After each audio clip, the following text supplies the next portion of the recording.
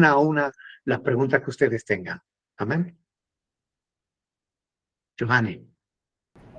Sí, pastor, quisiera que me quede un poquito más claro en el versículo 14 que dice, así es necesario que el Hijo del Hombre sea levantado.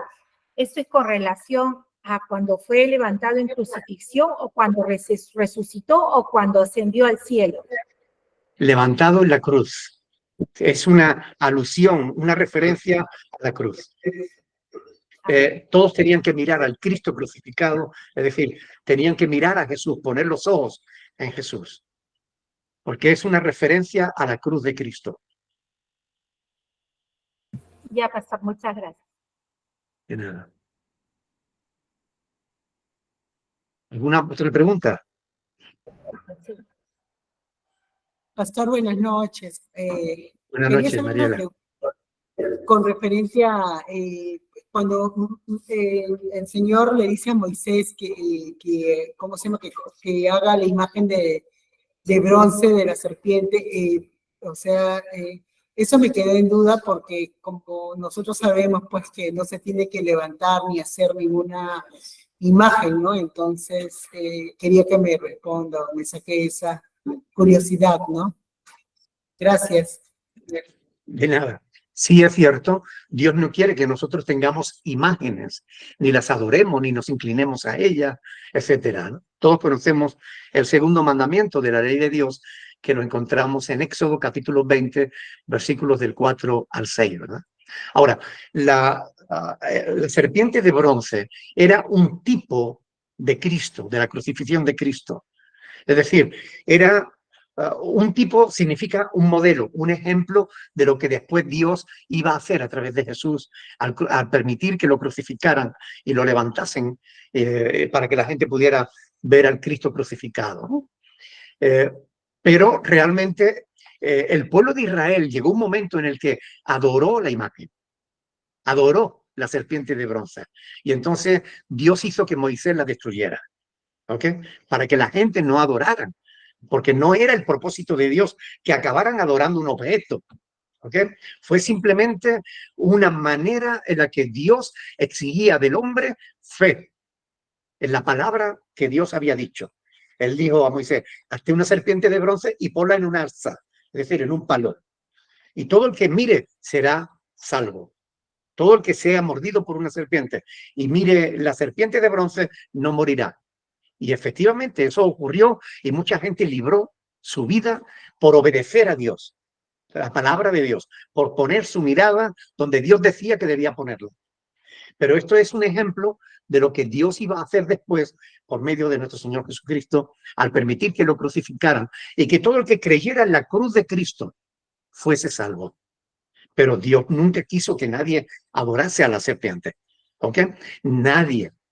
Sin embargo, los hombres somos como somos y cometemos errores y caemos en idolatrías y caemos en religiosidad y caemos en hipocresías y en pecado en general.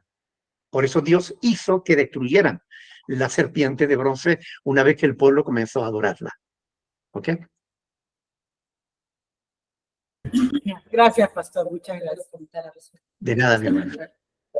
Sí.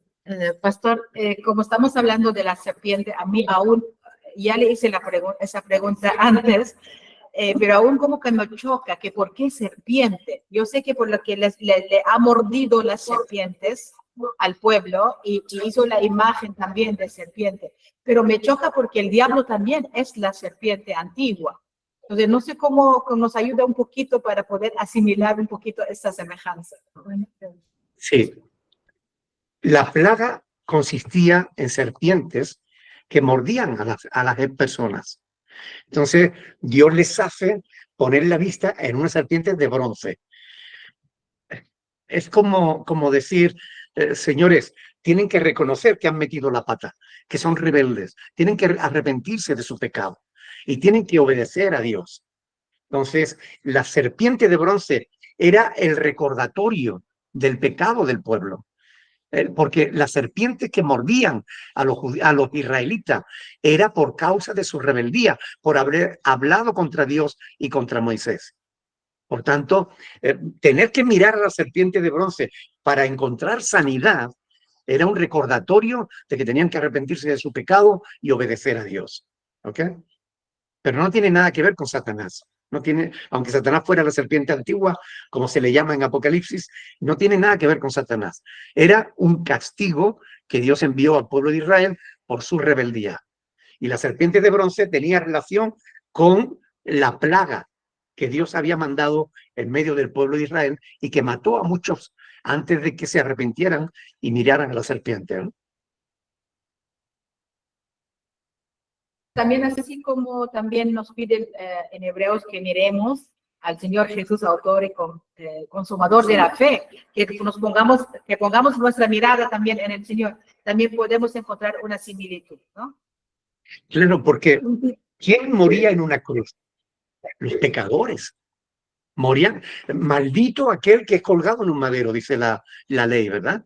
Por tanto, Cristo se hizo maldición por nosotros.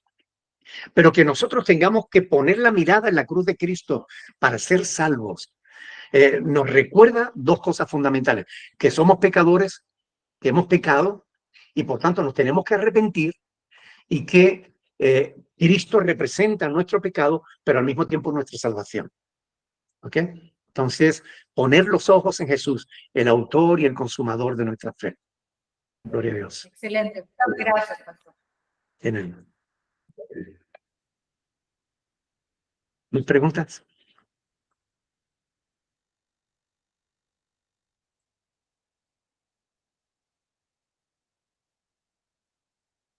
¿Sobre este tema o sobre cualquier otro?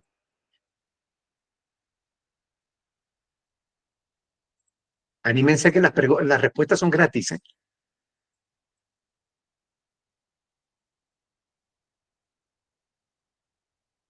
Bueno, pues si no hay preguntas, lo dejamos aquí.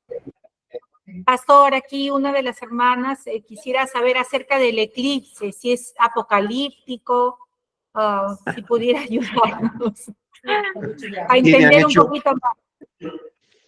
Me han hecho muchas consultas respecto a ese eclipse que se espera para el día 8, creo que es, ¿no? De abril.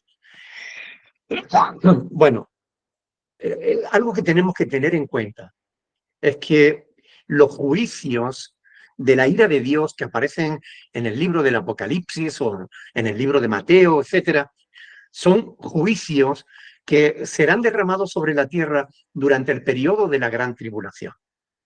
¿Ok? Es decir, cuando el anticristo esté reinando sobre la tierra. Para que eso ocurra, primero tiene que suceder el rapto o el arrebatamiento de la iglesia. Todavía el arrebatamiento no ha sucedido, estamos aquí, ¿ok? Cuando la iglesia sea arrebatada de la tierra y nosotros estemos en el cielo con Cristo celebrando las bodas del Cordero, aquí en la tierra comenzarán a suceder todos esos juicios de la ira de Dios. Y es en ese periodo de tiempo en el que el sol se oscurecerá, la luna dejará de dar su resplandor, etcétera, etcétera. No podemos ubicarlo ahora en este tiempo, porque estamos todavía en el tiempo de la gracia, terminando el tiempo de la gracia. Concretamente, estamos en el tiempo de la apostasía.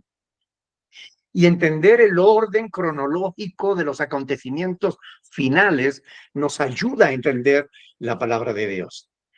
En la página web tienen un resumen escatológico. Ahí tienen por orden cronológico las cosas, cómo van a suceder. Y lógicamente este eclipse es solamente eso, un eclipse más de los muchos que ha habido. Lo que pasa es que siempre que hay alguna cosa así, los conspiranoicos, pues de momento esto es un juicio de Dios, ya Dios está hablando al mundo y bueno, no tiene nada que ver, ¿ok? Este eclipse del día 8 de abril, nada tiene que ver con los juicios de Dios. Es simplemente un eclipse y nada más. Ustedes saben que cuando Dios creó el universo, no solo la Tierra, sino el universo entero, con todas sus galaxias, Dios estableció leyes que rigen el universo y que hasta el día de hoy siguen estando así. Ustedes saben que la Tierra está a la distancia justa del Sol. Un poquito más separados nos congelaríamos. Un poquito más cerca del Sol nos abrazaríamos. Estamos justo en la distancia exacta y la Tierra gira para que se caliente en toda su dimensión. Todas esas leyes, cómo giran los planetas, cómo son sus órbitas, todo eso lo programó Dios al principio cuando hizo la creación y hasta el día de hoy sigue funcionando como Dios lo ha hecho. Y cada cierto tiempo, pues los planetas se interponen unos delante de otros y se producen eclipses y demás. Pero eso no tiene nada que ver con los juicios de Dios. Tiene que ver con el normal funcionamiento del universo. ¿Ok? Muy bien, pastor, ya está. Richard.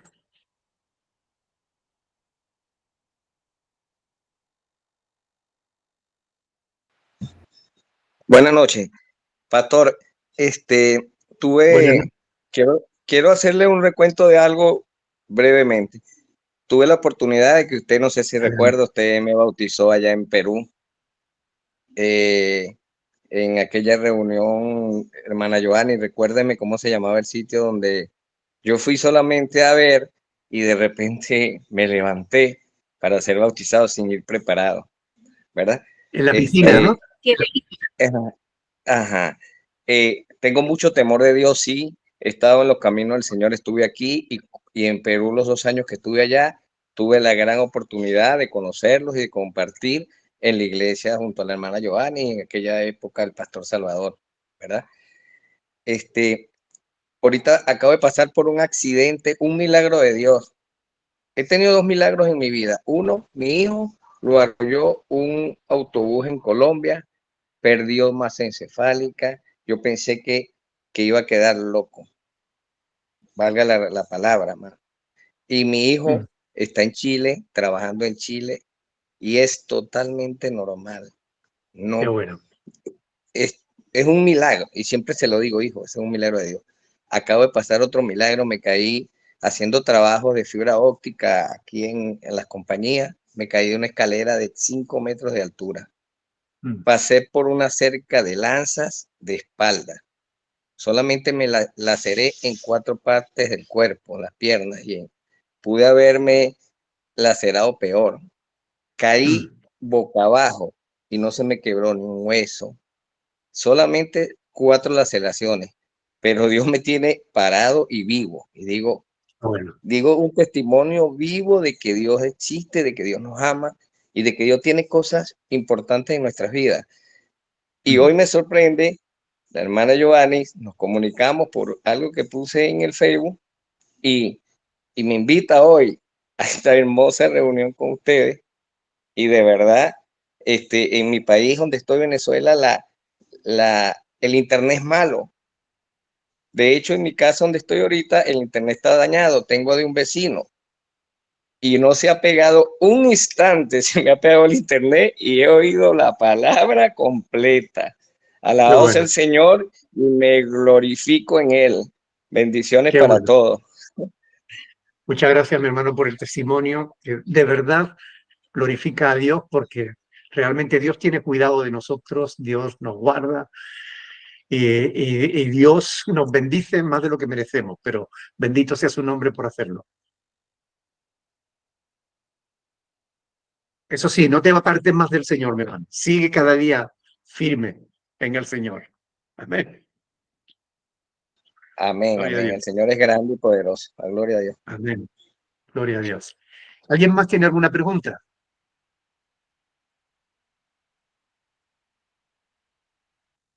Parece que ya no, pastor, creo que lo dejamos aquí para que descanse usted también. ¿Sí? Saben que aquí han cambiado ya la hora y se ha adelantado. Aquí ahora mismo son las 12:35 de la mañana, las 12 de la noche, vamos, 12:35. Oremos, démosle gracias al Señor por esta hermosa oportunidad que Él nos da de poder meditar en su palabra.